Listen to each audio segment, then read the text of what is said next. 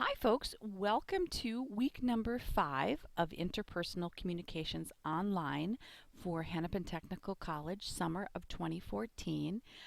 I just want to take a moment here before I jump into the schedule to say thank you all for working so hard. I appreciate the effort and I know the amount of time that you're putting in to be successful in our course. Because it is a summer course, I know that you're spending a good probably 5 to 6 hours a week reading and prepping for quizzes and writing discussion postings and papers, and I really appreciate it. And I just want to say hang in there. If you look at our schedule here, you'll notice next week, which is June 30th through July 4th, we are officially halfway there. So if we get through next week, you only have 3 weeks after that. We'll be doing chapter 7 next week, which is emotions.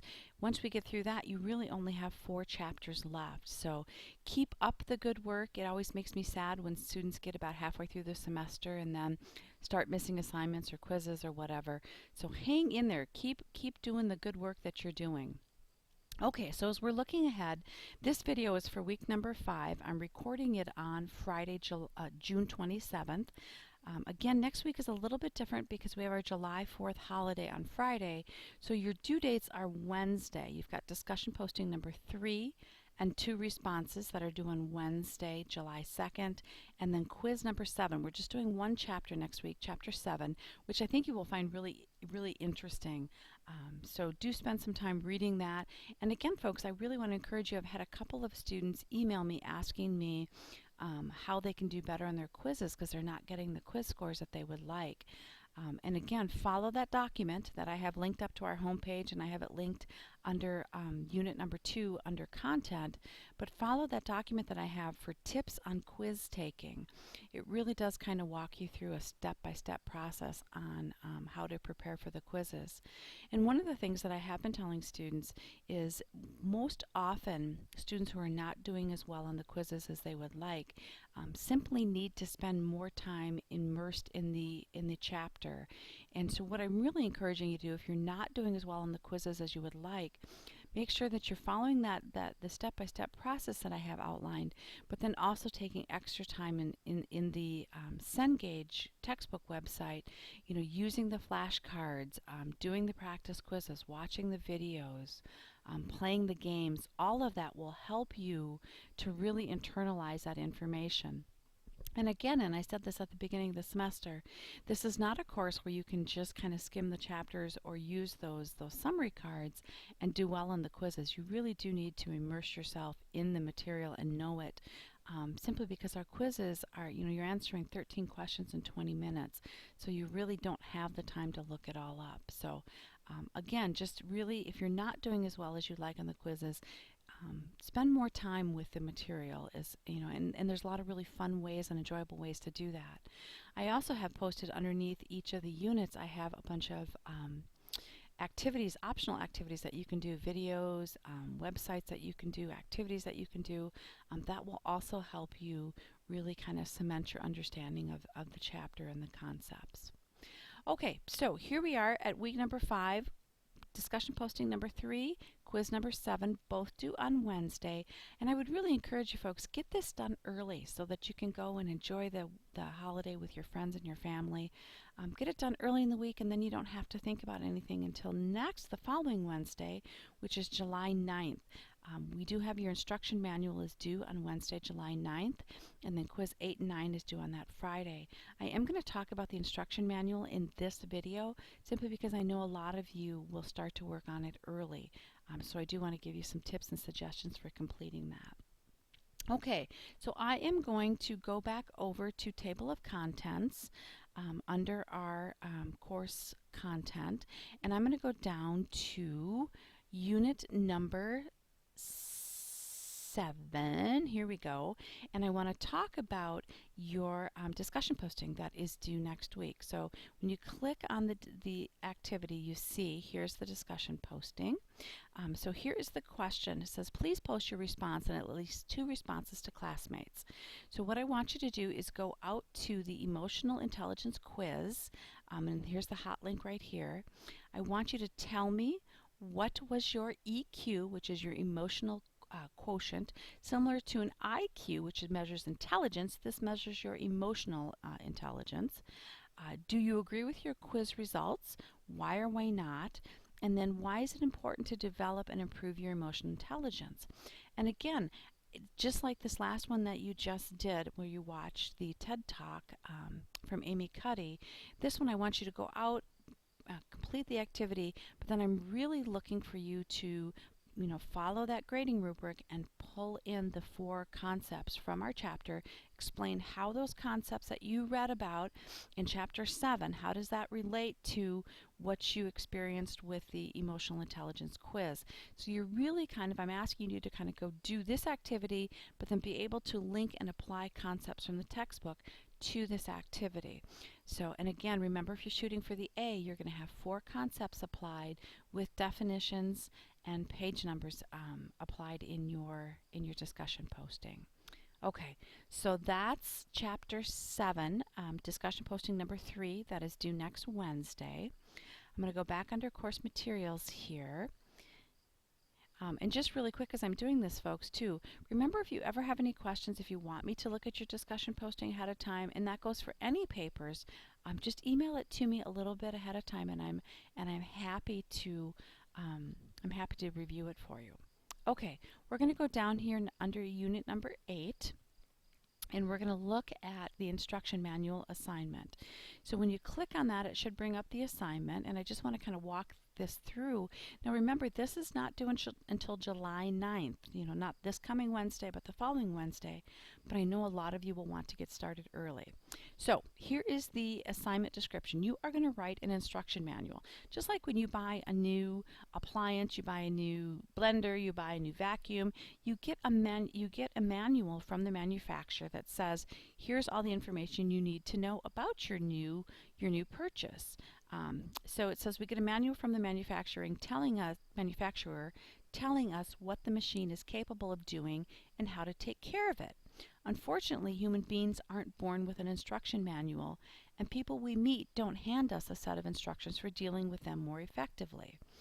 And this is so true, although our interactions with them may be far more complex and important to us than inanimate equipment. We have to figure that all out for ourselves. In this paper, you will remedy that unfortunate social vacuum and prepare an instruction manual about yourself to provide current and future relational partners, also called RPSs, so that they know what to expect, how to interact effectively with them, and how to remedy matters when things go wrong. So, of course, I want you to follow guidelines for college-level writing.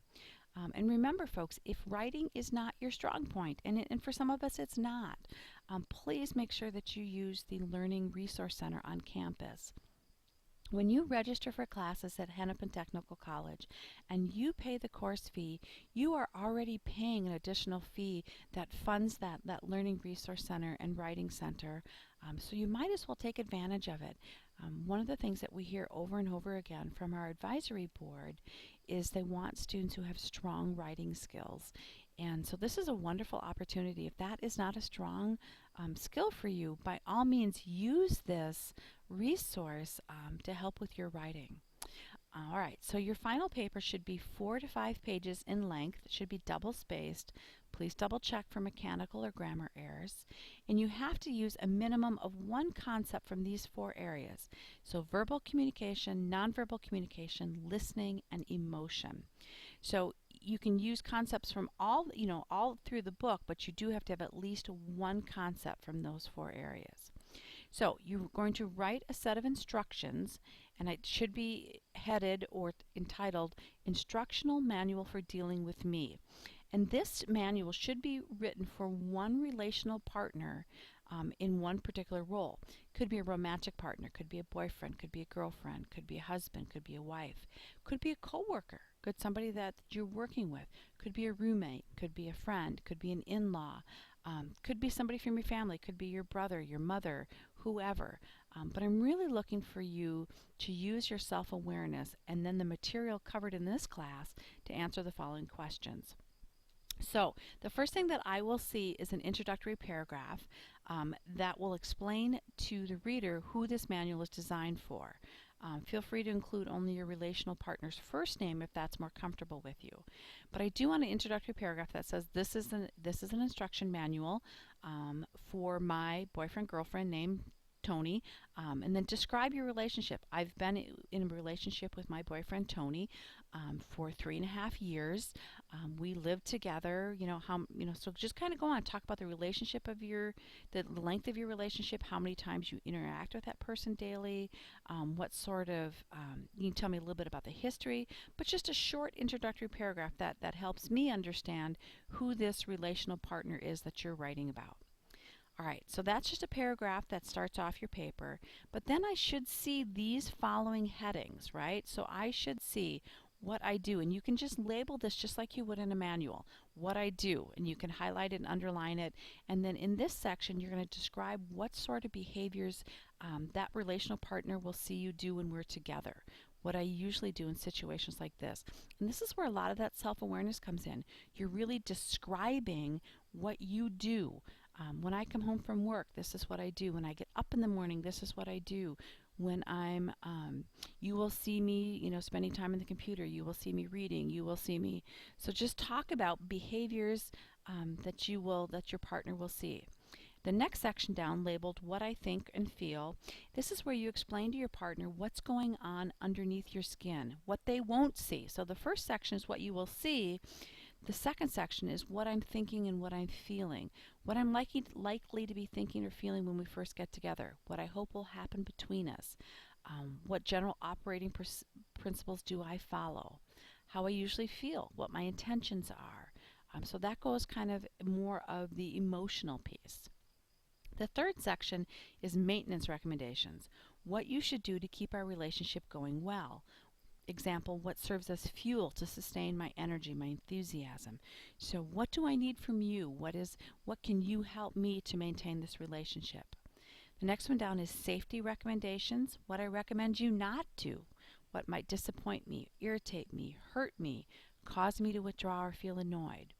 Next is warning indicators, right? When you get that new appliance and all of a sudden it starts to blink red, right? And that's what we're writing about here. If you do mishandle me, okay, so you do disappoint me or irritate me, what I'm likely to do at first to indicate that something is going wrong. What is your blinking red light? How do you tell people that things are not good with you? And then how you might know that I'm starting to get upset. The last section then is if you do something that upsets me, you read the warning indicators, what you might do to get me back on track. So how do you repair or renew our relationship if something does happen? So it takes a lot of self-reflection. It takes a lot of kind of deep thought. And again, remember that you're pulling in concepts. So you're showing me what you've learned throughout the course. So here's the grading rubric. Remember again that you need to highlight the related course concept, definition and page number in bold or some sort of a different color. If you are shooting for an A, which would be 27 to 30, make sure that you include 6 specific communication examples. And when I say that, what I'm talking about is examples of your own behavior. So 6 specific communication examples. When I'm angry, I do this. When I'm sad, I do this. On a daily basis, I do this when I get up in the morning. I'm looking for at least 6. Now you're probably going to have many more of them than 6, but if you're looking for that A, we need at least 6. And then you're going to analyze those behaviors or examples, applying 6 concepts from our textbook, remembering that you need to have one from each of these 4 areas right up here: verbal, nonverbal, listening, and emotion. But the other ones can come from anywhere that you like in the textbook. But you do need to demonstrate that you understand and you can apply this concept. So when you look at one of your behaviors up here and you pull a concept in that applies to it, you need to be able to just not tell me that this concept applies to this behavior, but tell me how and why you feel this concept relates to this communication behavior. That's where you really show your understanding. Of course, then you want to have it include all the 6 areas, and it needs to be free of grammar and mechanical errors. Really take the time, folks. I would much rather see you apply 6 or 7 concepts than 20 concepts. I'd much rather see the depth in this assignment rather than trying to do many more concepts. Okay, there you are, folks. If you want to get a start on it, I encourage you to do that. And I'm here if you need me to look it over. Have a great week. Happy 4th of July, folks.